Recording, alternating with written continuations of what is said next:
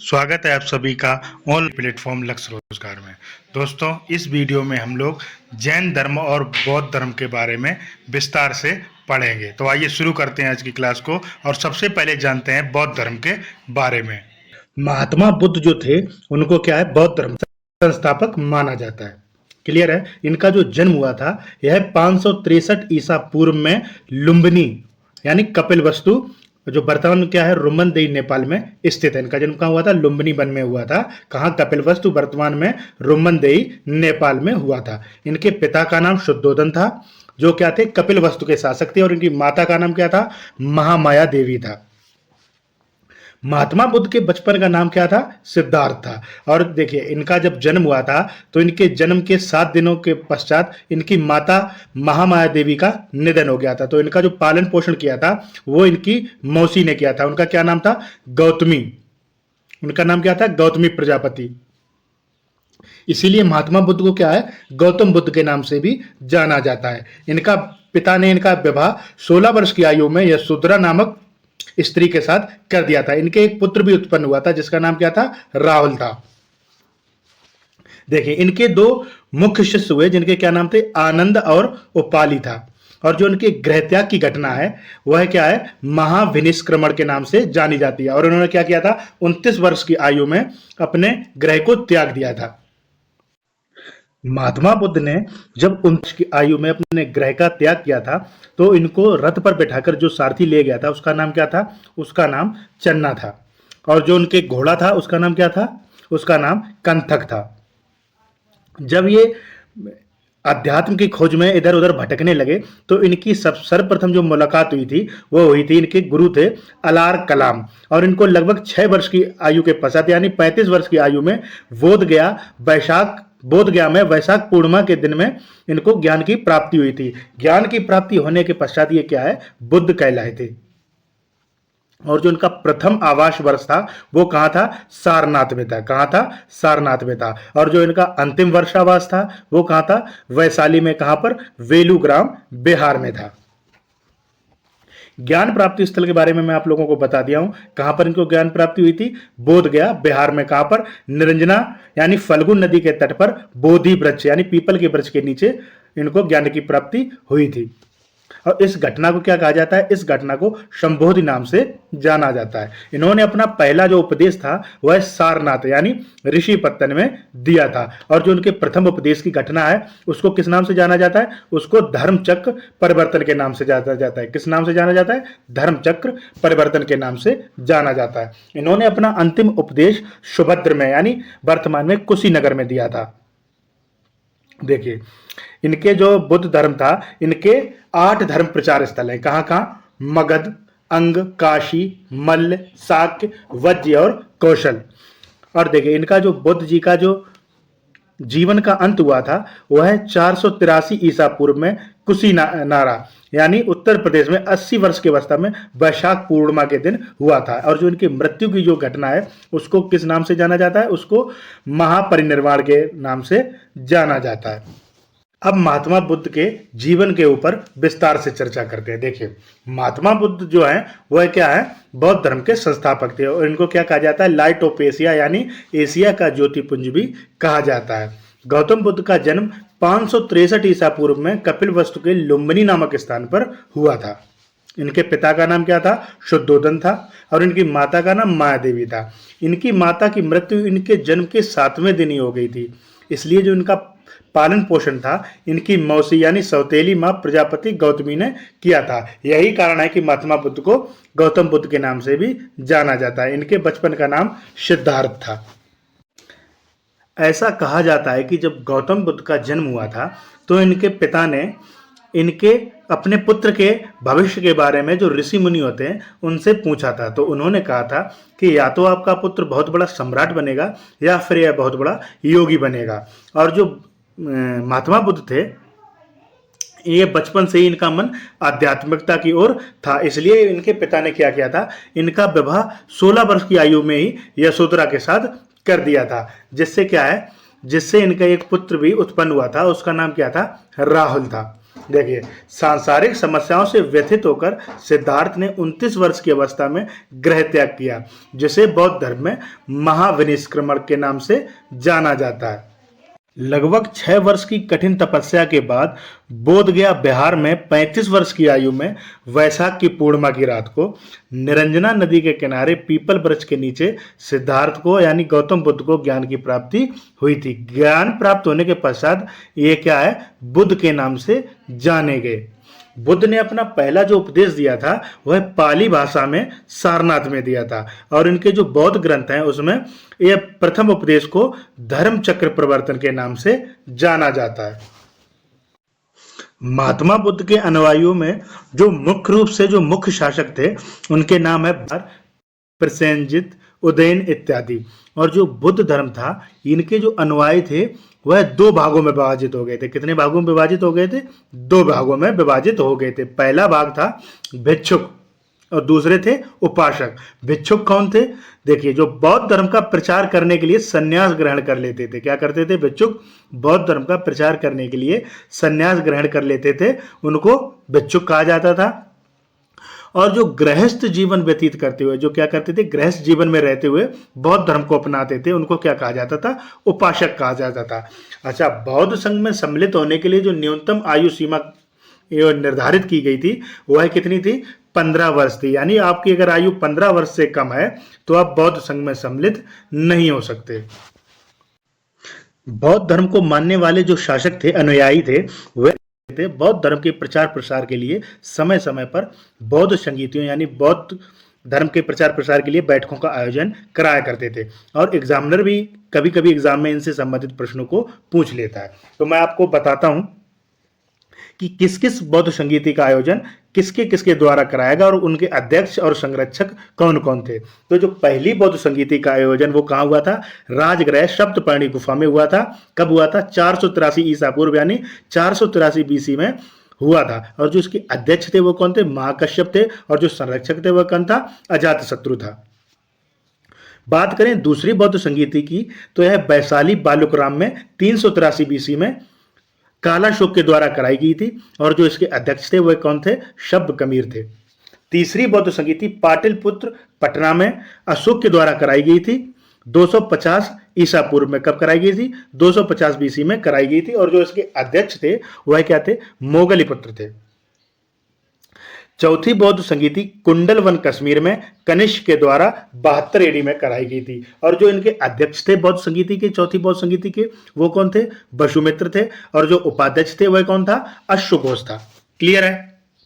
अब बात करते हैं इन चारों बौद्ध संगीतियों में घटित महत्वपूर्ण घटनाओं के बारे में। तो जो पहली बौद्ध संगीति हुई थी उसमें क्या किया गया था? उसमें बुद्ध के उपदेशों का संकलन किया गया था। और आनंद जो उनका शिष्य था उसके द्वारा शुद्ध पिटक और विनय पिटक जो इनके ग्रंथ हैं उसका संकलन किया गया था। क्या किया गया था? बुद्ध के उपदेशों का आनंद द्वारा शुद्ध पिटक और विनय पिटक में संकलन किया गया था। दूसरी जो बौद्ध संगीति हुई थी उसमें क्या है?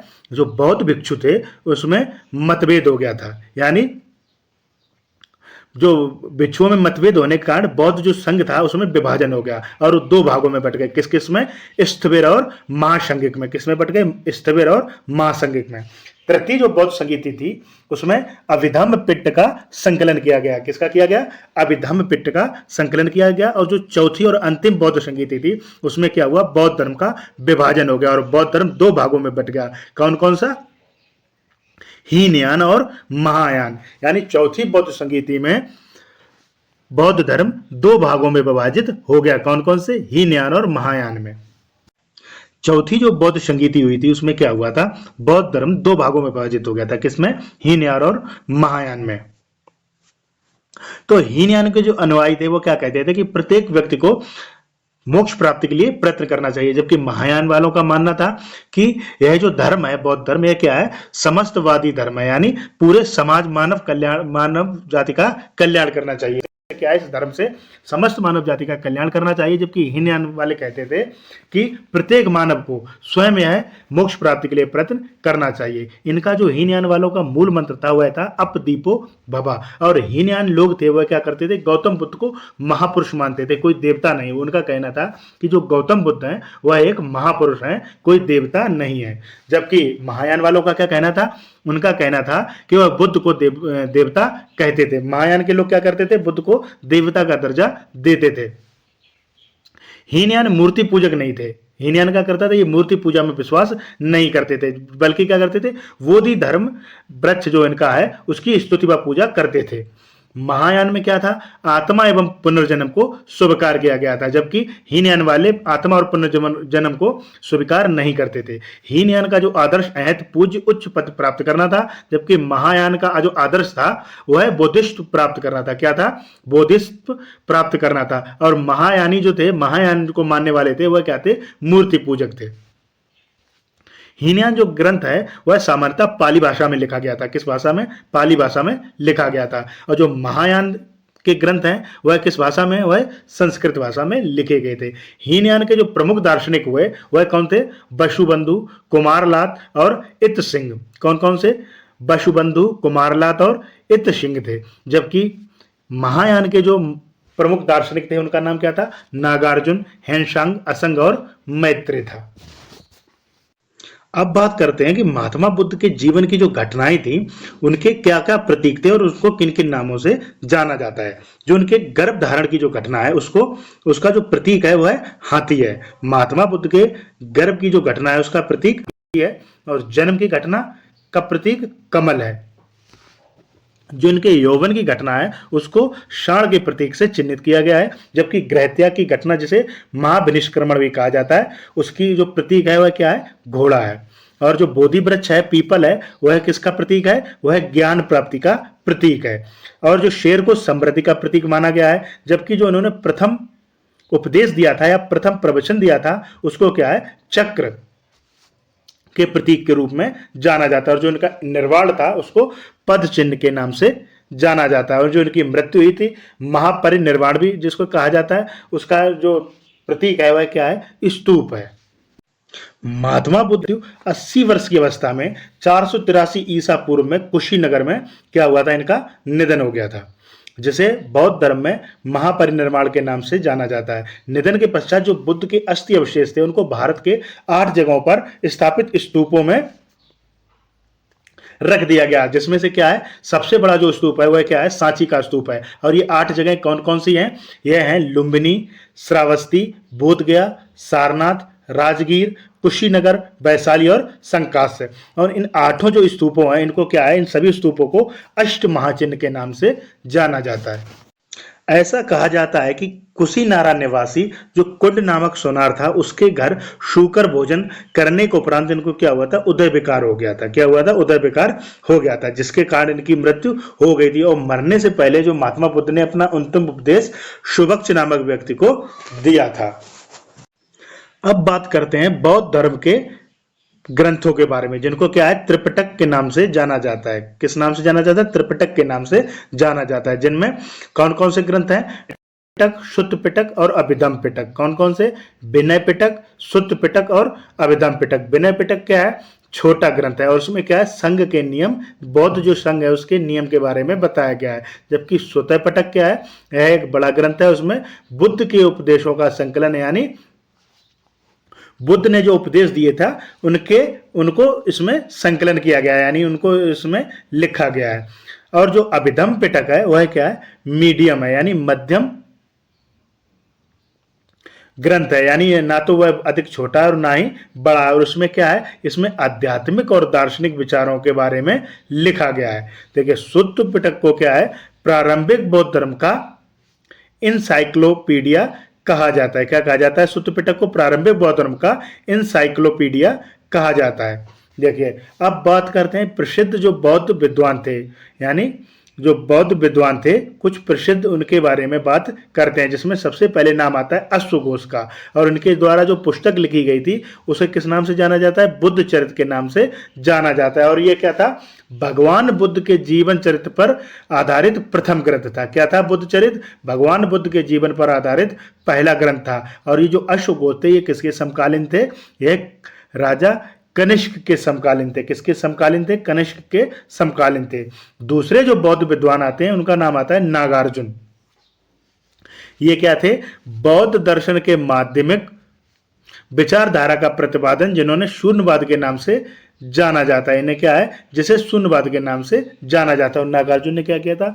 पारा की खोज की थी। किसकी खोज की थी? पारा की खोज की थी। और इनको भारत के आइंस्टीन के नाम से भी जाना जाता है। उसके बाद जो आपके तीसरे आते हैं बौद्ध विद्वान, उनका नाम है बुद्धघोष। और इनके द्वारा जो पुस्तक की रचना की गई थी उसको क्या कहा जाता है? विशुद्धि मार्ग कहा जाता है। क्या कहा जाता है? विशुद्धि मार्ग कहा जाता है। और ये कैसे अनुयायी थे? यह हीनयान संप्रदाय के अनुयायी थे। और इनकी जो पुस्तक थी विशुद्धि मार्ग, इसको क्या है? हीनयान संप्रदाय का प्रमुख ग्रंथ माना जाता है। क्लियर है? अब बात करते हैं बौद्ध धर्म के कुछ इंपॉर्टेंट पॉइंट्स के बारे में। पहला है, सांची के स्तूप का निर्माण किसने कराया था? तो यह किसने कराया था? अशोक के द्वारा कराया गया था। बौद्ध धर्म का जो प्रमुख ग्रंथ है उसे किस नाम से जाना जाता है? बौद्ध धर्म के जो प्रमुख ग्रंथ है उनको त्रिपिटक नाम से जाना जाता है। किस नाम से? त्रिपिटक नाम से जाना जाता है। और बौद्ध धर्म को अपनाने वाली जो प्रथम महिला थी वह कौन थी? बुद्ध की मां प्रजापति गौतमी थी। कौन थी? बुद्ध की जो सौतेली मां थी जिन्होंने इसका लालन पालन किया था, यानी प्रजापति गौतमी, वह क्या बौद्ध धर्म को अपनाने वाली प्रथम महिला थी। और बौद्धों का सबसे पवित्र त्योहार कौन सा है? वैशाखी पूर्णिमा है, क्योंकि इस दिन क्या हुआ था? महात्मा बुद्ध को ज्ञान की प्राप्ति हुई थी। देखिए कुछ बौद्ध मठ हैं जिनके बारे में मैं आपको बता दूं कहां कहां पर ये निर्मित है। पहला है हेमिस मठ। ये कहां है? लेह या जम्मू कश्मीर, इसको लद्दाख में स्थित है। इसकी स्थापना कब हुई थी? इसकी स्थापना 1630 में हुई थी। और जून में क्या है? हेमी महोत्सव भी मनाया जाता है। बात करते हैं दूसरे बौद्ध मठ की, तो इसको क्या है? तापो नाम से जाना जाता है। कौन से नाम से? ताबो नाम से जाना जाता है। ये कहां पर है? हिमाचल प्रदेश में स्थित है। और इसकी स्थापना 966 ईस्वी में हुई थी। यह कहां पर स्थित है? स्पीति नदी के तट पर स्थित है। बात करते हैं तीसरे रूमटेक मठ की, तो ये गंगटोक सिक्किम में स्थित है। और इसे क्या है? धर्म चक्र का केंद्र माना जाता है। और ये क्या है? सिक्किम राज्य का सबसे बड़ा मठ है। अब बात करते हैं बिहार के, यानी बिहार बोध गया के बारे में, तो इसको किस नाम से जाना जाता है? बोगी मंठा मठ के नाम से जाता है। कौन से नाम से? बोधि मंडा मठ के नाम से जाना जाता है। और महाबोधि मंदिर के नाम से यह प्रसिद्ध है। बौद्ध धर्म के बाद आइए जानते हैं जैन धर्म के बारे में। तो जैन धर्म के बारे में हम सांसारिक जीवन, आध्यात्मिक जीवन और जो जैन धर्म के प्रमुख जैन तीर्थंकर थे उनके बारे में जानेंगे। उसके साथ साथ हम जैन धर्म के जो प्रतीक चिन्ह है, जैन संगीतियां हैं और प्रमुख जैन मंदिर हैं उसके बारे में भी जानेंगे। तो सबसे पहले बात कर लेते हैं कि आखिर ये तीर्थंकर शब्द है, इसका अर्थ क्या है? किसको तीर्थंकर कहा जाता था? तो देखिए, ऐसे व्यक्ति जो स्वयं तप के माध्यम से आत्मज्ञान की प्राप्ति कर लेते थे और जो क्या है, अन्य लोगों को संसार रूपी सागर से पार लगाने के लिए तीर्थ की रचना करते थे, तो उन्हें क्या कहा जाता था? उन्हें तीर्थंकर कहा जाता था। देखिए, जो जैन धर्म के प्रथम तीर्थंकर थे वह कौन थे? ऋषभदेव थे। और ये क्या थे? जैन धर्म के संस्थापक भी थे। जैन धर्म में कुल 24 तीर्थंकर हुए हैं, लेकिन जो मुख्य रूप से जिनके बारे में हम पढ़ेंगे वह 3 ही तीर्थंकर हैं, क्योंकि एग्जाम में आपके इन 3 तीर्थंकरों से संबंधित प्रश्न ही पूछे जाते हैं। तो जो पहले तीर्थंकर थे उनका नाम क्या था? ऋषभदेव था। और उनका प्रतीक चिन्ह क्या था? सांड था। ये क्या थे? जैन धर्म के संस्थापक भी थे। उसके बाद बात करते हैं जैन धर्म के 23वें तीर्थंकर यानी पार्श्वनाथ की। इनका जो प्रतीक चिन्ह था वह क्या था? सर्प था। और जैन धर्म के जो 24वें तीर्थंकर थे उनका नाम था महावीर स्वामी। और इनका जो प्रतीक चिन्ह था वह शेर था।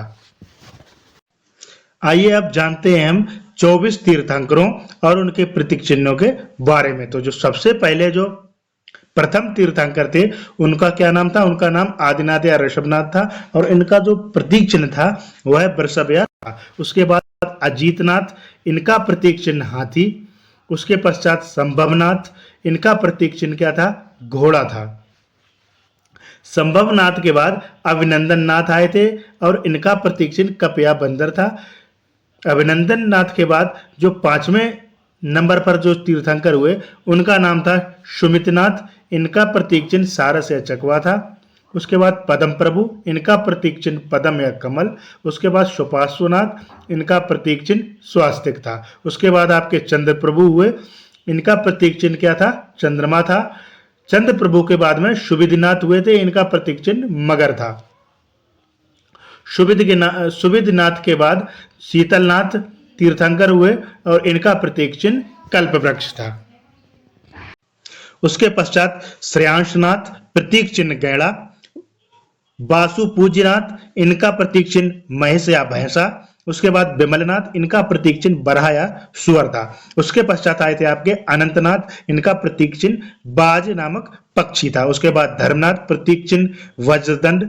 उसके पश्चात शांतिनाथ, इनका प्रतीक चिन्ह मृग या हिरण था। उसके बाद आए थे कंथुनाथ, इनका प्रतीक चिन्ह क्या था? अज या बकरा था। उसके बाद अरनाथ, इनका प्रतीक चिन्ह मीन या मछली था। उसके बाद मल्लीनाथ, मल्लीनाथ जी का जो प्रतीक चिन्ह था वह क्या था? कलश। मल्लीनाथ के बाद में मुनि सुब्रतनाथ तीर्थंकर हुए और इनका प्रतीक चिन्ह जो था वह क्या था? कूर्म या कछुआ था। उसके पश्चात नेमिनाथ, नेमिनाथ का प्रतीक चिन्ह नीलकमल। उसके बाद अरिष्टनेमी, इनका प्रतीक चिन्ह क्या था? सांप था। उसके बाद जो पार्श्वनाथ थे इनका प्रतीक चिन्ह भी क्या था? सांपी था। और उसके बाद जो अंतिम 24वें तीर्थंकर हुए महावीर स्वामी, इनका जो प्रतीक चिन्ह था वह क्या था? सिंह था, सिंह या शेर था। जैन धर्म के प्रथम तीर्थंकर और संस्थापक कौन थे? ऋषभनाथ थे। उसके बाद में मैंने आपको बताया कौन कौन से तीर्थंकर इंपॉर्टेंट है, प्रथम, 23वें और 24वें। तो हम बात करते हैं 23वें तीर्थंकर पार्श्वनाथ के बारे में। इनका जन्म महावीर स्वामी के जन्म से लगभग 250 वर्ष पूर्व हुआ था। इनके पिता का नाम क्या था? अश्वसेन था, जो क्या थे? काशी के राजा थे। इनकी माता का नाम बमामा देवी और इनकी पत्नी का नाम प्रभावती था। और इनको जो ज्ञान की प्राप्ति हुई थी झारखंड के संवेद शिखर पर ज्ञान की प्राप्ति हुई थी। देखिए, ज्ञान प्राप्ति के बाद इन्होंने 4 नियम बनाए थे जिसे चतुरार्य धर्म कहा गया। वो कौन कौन से 4 नियम इन्होंने बताए थे? पहला कहा था हिंसा नहीं करनी चाहिए, मनुष्य को क्या है? हिंसा नहीं करनी चाहिए। दूसरा, उसे सदा सत्य बोलना चाहिए, क्या हम लोगों को हमेशा सत्य बोलना चाहिए। और तीसरा था चोरी ना करना। और चौथा था संपत्ति का ना रखना। और इनके अनुयायी जो थे उनको क्या है? निर्ग्रंथ यानी बंदर रहित कहा जाता था। महावीर स्वामी के जो अनुयायी थे उनको क्या कहा जाता था? इनको निर्ग्रंथ या बंधन रहित कहा जाता है। अब बात कर लेते हैं जैन धर्म के सबसे प्रमुख तीर्थंकर यानी 24वें तीर्थंकर महावीर स्वामी के बारे में। इनको क्या है? जैन धर्म का वास्तविक संस्थापक माना जाता है। इनका जन्म कब हुआ था? इनका जन्म 540 ईसा पूर्व में हुआ था। कहां पर? कुंडल ग्राम नामक स्थान पर। कहां? वैशाली बिहार में। फिर से एक बार सुन लीजिए, महावीर स्वामी जी का जन्म 540 ईसा पूर्व कुंडल ग्राम वैशाली बिहार में हुआ था। इनके पिता क्या थे? सिद्धार्थ यानी गात्रिक कुल के सरदार थे। क्या थे? गात्रिक कुल के सरदार थे। इनकी माता त्रिशला लिच्छवी शासक जो थे उन चेटक उनकी बहन थी। इनकी माता क्या थी? लिच्छवी शासक चेटक की बहन थी। और इनकी माता का नाम क्या था? त्रिशला था। इनकी पत्नी का नाम क्या था? यशोदा, जो कुंडिन्य गोत्र के राजा साबरमती की कन्या थी। इनके बचपन का नाम क्या था? महावीर स्वामी जी के बचपन का नाम वर्धमान था। इनकी एक पुत्री थी जिसको क्या है? प्रियदर्शनी या अनुजा के नाम से जाना जाता है। और इनके दामाद का नाम जमाली था।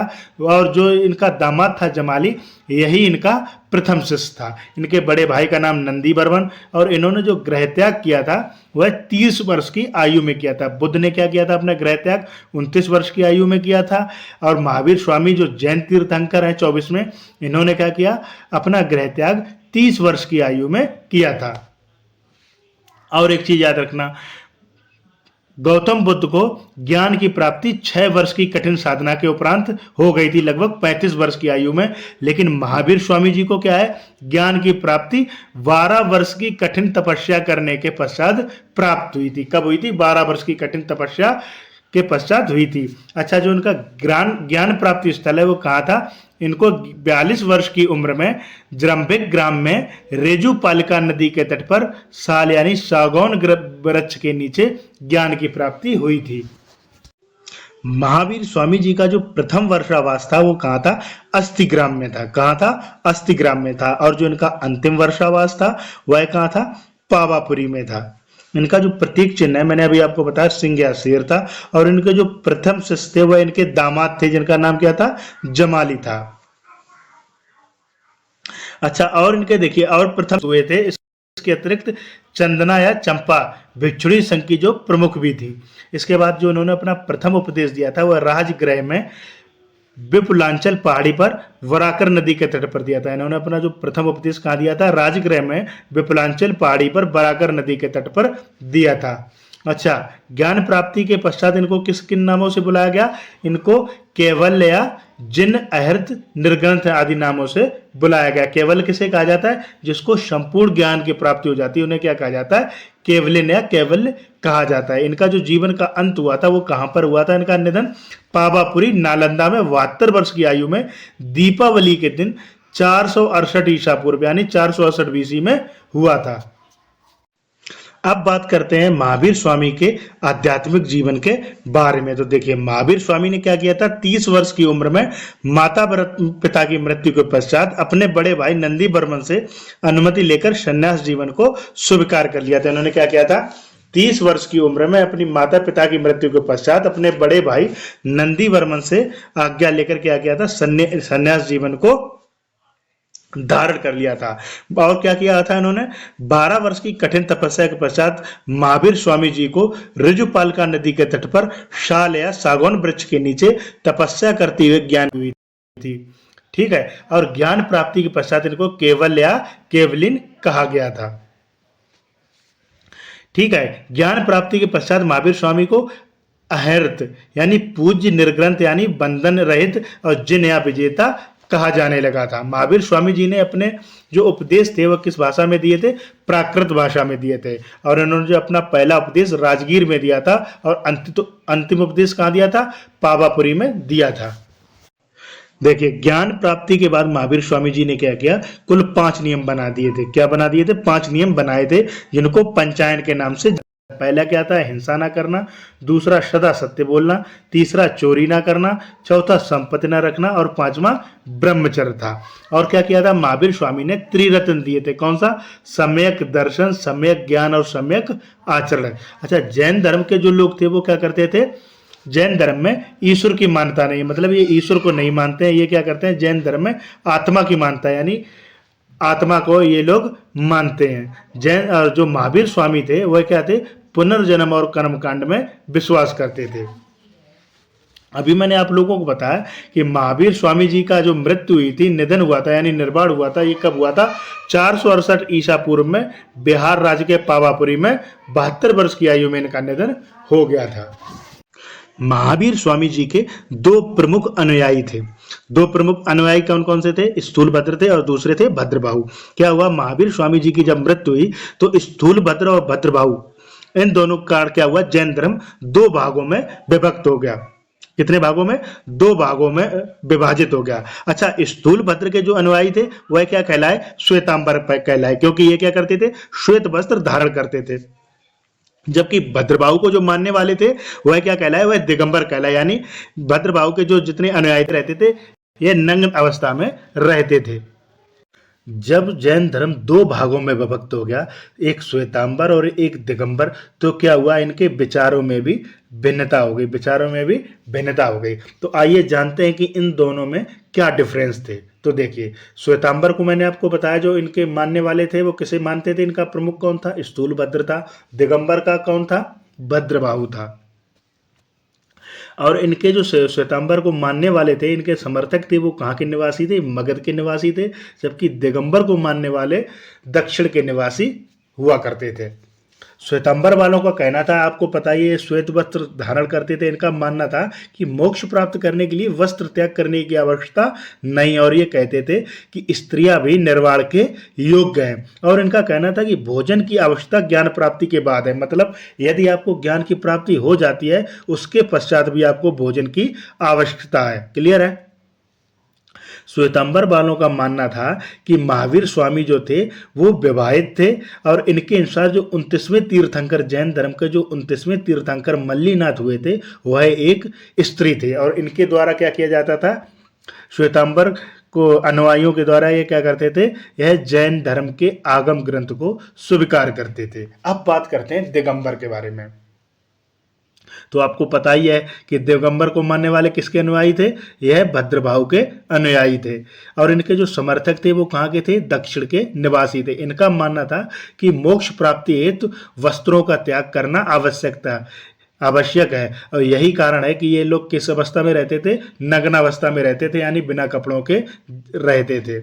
इनका मानना था कि स्त्रियों को निर्वाण की आवश्यकता नहीं है, यानी स्त्रियों को मोक्ष की आवश्यकता नहीं है। इनका मानना था कि यदि आपको अगर ज्ञान की प्राप्ति हो जाती है तो आपको उसके पश्चात भोजन की जरूरत नहीं रहती। इनका मानना था कि महावीर स्वामी जो थे वो अविवाहित थे, उनका विवाह नहीं हुआ था, जबकि श्वेतांबर क्या कहते थे कि महावीर स्वामी विवाहित थे। और वो क्या कहते थे, श्वेतांबर की जो उनके 29वें तीर्थंकर हुए मल्लीनाथ, वह एक स्त्री थे, जबकि ये क्या कहते थे, दिगंबर वाले, दिगंबर वालों का मानना था कि जो मल्लीनाथ थे वो क्या थे, पुरुष थे, और ये क्या करते थे, जैन धर्म के आगम ग्रंथ को स्वीकार नहीं करते थे। अब आप लोगों के मन में ये प्रश्न आ रहा होगा कि सर, जो श्वेतांबर थे वो मगध के निवासी थे, जबकि दिगंबर के जो समर्थक थे वो दक्षिण से क्यों संबंधित थे। तो इसका मुख्य कारण क्या था कि मौर्य काल में क्या हुआ, 12 वर्ष का एक भीषण अकाल पड़ा था। क्या हुआ था, 12 वर्षों तक भीषण अकाल पड़ा था, जिसके कारण क्या हुआ, भद्रभाव ने क्या किया, अपने जितने समर्थक थे, अनुयायी थे, उनके साथ वो क्या है, दक्षिण भारत यानी कर्नाटक चले गए उनके साथ। और इनके साथ में और कौन गया था, इनके साथ में चंद्रगुप्त मौर्य भी आए थे, जिन्होंने क्या किया, कर्नाटक में श्रवण बेलगोला में संलेखना विधि के द्वारा अपने प्राण त्याग दिए थे। चंद्रगुप्त मौर्य ने क्या किया था, संलेखना विधि के द्वारा अपने प्राण त्याग दिए थे। अब ये संलेखना विधि क्या होती है, ऐसी विधि जिसमें क्या करता है, पुरुष या स्त्री भोजन पानी इत्यादि का त्याग कर देता है, यानी वो क्या करेगा, भोजन पानी इत्यादि का त्याग करके अपने प्राणों को त्याग देता है। देखिए, आप लोगों ने देखा होगा कि बौद्ध धर्म का प्रचार प्रसार बहुत अधिक देशों में बहुत अधिक है, और जबकि जैन धर्म का क्या है, जैन धर्म बहुत ही सीमित है। ऐसा इसलिए है क्योंकि बौद्ध धर्म की जो संगतियां हुई थी वो अधिक हुई थी, उनकी बैठकें, उनका प्रचार प्रसार अधिक हुआ था। लेकिन जो जैन संगतियां थी वो आपको देखने को मिल रहा होगा, 2 ही जैन संगतियां हुई थी। क्या हुआ था, जैन धर्म के प्रचार के लिए केवल 2 ही जैन संगतियां हुई थी। पहली कब हुई थी, 300 ईसा पूर्व में। कहाँ हुई थी, पाटलिपुत्र पटना में। किसके द्वारा कराई गई थी, स्थूल भद्र के द्वारा। किसके द्वारा, स्थूल भद्र के द्वारा कराई गई थी। और जो दूसरी जैन संगीति हुई थी, ये कब हुई थी, 6ठी शताब्दी में बल्लभी गुजरात में हुई थी। किसके द्वारा कराई गई थी, क्षमा श्रवण के द्वारा। किसके द्वारा, क्षमा श्रवण के द्वारा। अब आप देख सकते हैं कि जो प्रथम और द्वितीय बौद्ध संगीति हैं, इन दोनों में कितना डिफरेंस है। यही कारण है कि जो जैन धर्म का इतना अधिक प्रचार प्रसार नहीं हो पाया। देखिए, जैन धर्म के कुछ प्रमुख राजा थे, जिनके मुख्य मैंने आपको नाम बता देता हूं, जिनमें उदयन, वंद राजा, चंद्रगुप्त मौर्य, कलिंग नरेश खारवेल, राष्ट्रकूट राजा अमोघवर्ष और चंदेल शासक प्रमुख थे। अब बात करते हैं प्रमुख जैन तीर्थ स्थलों के बारे में। तो सबसे पहले हम जानते हैं संवेद शिखर। ये कहां पर है, ये हजारीबाग झारखंड में स्थित है। कहां स्थित है, हजारीबाग झारखंड में स्थित है। यहां पर क्या हुआ, इस पहाड़ी पर लगभग 20 तीर्थंकरों ने मुक्ति ली थी, यानी प्राण त्याग किए थे। और ये देखिए, संवेद शिखर में क्या हुआ था, जो इनके 23वें तीर्थंकर थे पार्श्वनाथ, इन्होंने क्या किया था, ज्ञान की प्राप्ति की थी और अपने शरीर का त्याग किया था। उसके बाद बात करते हैं पावापुरी बिहार का। यहां पर क्या हुआ था, पावापुरी में क्या हुआ था, जो उनके 24वें तीर्थंकर थे महावीर स्वामी, उनका निर्वाण या निधन हुआ था। उसके बाद जो इनका नेक्स्ट तीर्थ स्थल है वह है श्रवण बेलगोला कर्नाटक में। यहां पर क्या हुआ था, चंद्रगुप्त मौर्य ने संलेखना विधि के द्वारा अपने प्राण त्यागे थे। उसके बाद कैलाश पर्वत नेपाल, यहाँ पर क्या हुआ था, ऋषभ देव ने, जो इनके प्रथम तीर्थंकर थे, उन्होंने क्या किया था, निर्वाण प्राप्ति की थी, यानी इनका निधन हुआ था। उसके बाद इनका जो अगला तीर्थ स्थल है वह है राजगृह बिहार में। यह क्या है, 5 पहाड़ों में जो विपुलांचल पहाड़ है वहां पर क्या है, जैन धर्म का पहला उपदेश दिया गया था। उसके बाद जो अगला तीर्थ स्थल है इनका वह है गिरनार, यानी गुजरात सौराष्ट्र में। नेमिनाथ जी ने क्या किया था, निर्वाण की प्राप्ति की थी। उसके बाद अयोध्या में, जहां प्रथम तीर्थंकर ऋषभ देव सहित 5 तीर्थंकरों ने जन्म लिया था। क्या किया था, यहाँ पर इनके ऋषभ देव के अलावा 5 तीर्थंकरों ने क्या किया था, यहाँ पर अयोध्या में जन्म लिया था। उसके बाद विपुलांचल पर्वत बिहार, यहाँ पर क्या हुआ था, महावीर स्वामी का प्रथम उपदेश हुआ था। माउंट आबू राजस्थान, यहाँ पर क्या है, दिलवारा का जैन मंदिर है जहां पर ऋषभ देव जी की मूर्ति स्थित है। श्रवणबेलगोला कर्नाटक, यहाँ पर मैं आपको बता ही चुका हूं, यहाँ पर क्या है, गोमतेश्वर बाहुबली की मूर्ति है जिस पर क्या किया जाता है, दूध इत्यादि से श्रृंगार किया जाता है। और यहाँ पर देखिए चामुंड राय जो गंग सेनापति थे उन्होंने निर्वाण की प्राप्ति की थी। और जो ऋषभ देव थे उनके जो अगले जो द्वितीय तीर्थंकर थे गोमतेश्वर, ये क्या थे, ये ऋषभ देव के पुत्र थे, जिनकी मूर्ति कहाँ पर है, बाहुबली की मूर्ति के नाम से जानी जाती है, श्रवणबेलगोला कर्नाटक में स्थित है। और यहीं पर क्या हुआ था, चंद्रगुप्त मौर्य ने क्या किया था, संलेखना विधि के द्वारा अपने प्राणों को त्यागा था। अब आप लोग ये जो डायग्राम देख रहे हैं ये क्या है, जैन धर्म का प्रतीक चिन्ह है। इसको कब अपनाया गया था, इसको महावीर स्वामी के 250वें निर्वाण वर्ष के अवसर पर यानी 1975 में जैन समुदाय के द्वारा अपनाया गया था। प्रमुख जैन साहित्यों की तो देखिए, जैन साहित्य है उनको क्या कहा जाता है, उनको आगम कहा जाता है। तो इनके 3 प्रमुख जैन साहित्य हैं, कौन कौन से, कल्प सूत्र जिसकी रचना किसने की थी, भद्रबाहु द्वारा संस्कृत भाषा में की गई थी। इसमें क्या किया गया था, इसमें क्या है, जैन तीर्थंकरों की जीवनी है, यानी जितने भी जैन तीर्थंकर हुए हैं उनकी जीवनी, जीवन के बारे में लिखा गया है। दूसरा है भगवती सूत्र, इसमें क्या है, महावीर स्वामी की जीवनी के बारे में लिखा गया है। और इसमें इसी में क्या है, भगवती सूत्र में क्या है, 16 जो महाजनपद थे उनके बारे में भी बताया गया है। बात करते हैं अचरांग सूत्र की, इसमें क्या है, जैन भिक्षुओं के आचार नियमों का उल्लेख है, यानी जो जैन भिक्षु हो जाता है उसको किस प्रकार अपना जीवन या नियम कानून मानना है, इसके बारे में इसमें उल्लेख किया गया है।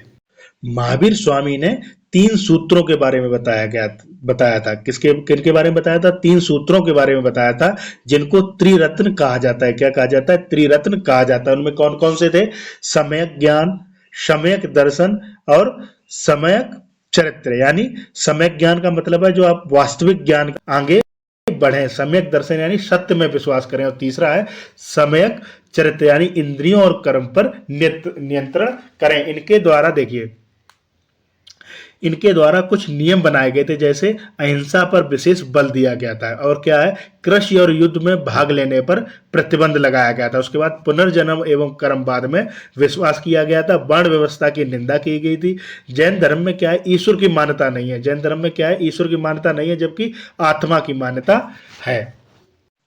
अब बात कर लेते हैं जैन धर्म के कुछ इंपॉर्टेंट पॉइंट के बारे में। तो सबसे पहले मैं बताता हूं कि जो जैन धर्म को मानने वाले प्रमुख शासक हुए उनके नाम क्या क्या थे। तो उसमें सबसे प्रमुख नाम था चंद्रगुप्त मौर्य, उसके पश्चात बिंदुसार, महापद्मनंद, घनानंद, बिंदुसार, अमोघ वर्षा, राष्ट्रकूट, चालुक्य, सोमदेव, सिद्धराज, कुमारपाल और चंदेल शासकों के नाम थे। देखिए, खजुराहो का जो जैन मंदिर है वह चंदेल शासकों के द्वारा बनवाया गया था। किसके द्वारा बनवाया गया था, चंदेल शासकों के द्वारा बनवाया गया था। और मथुरा कला वो किससे संबंधित है, वह भी जैन धर्म से संबंधित है। देखिए, महावीर स्वामी ने एक स्लोगन दिया था। क्या स्लोगन दिया था, जियो और जीने दो। अगर एग्जाम में आपके आता है कि जियो और जीने दो का स्लोगन किसके द्वारा दिया गया था, तो यह महावीर स्वामी के द्वारा दिया गया था। आज के लिए इतना ही, मिलते हैं नेक्स्ट वीडियो में। Thank you.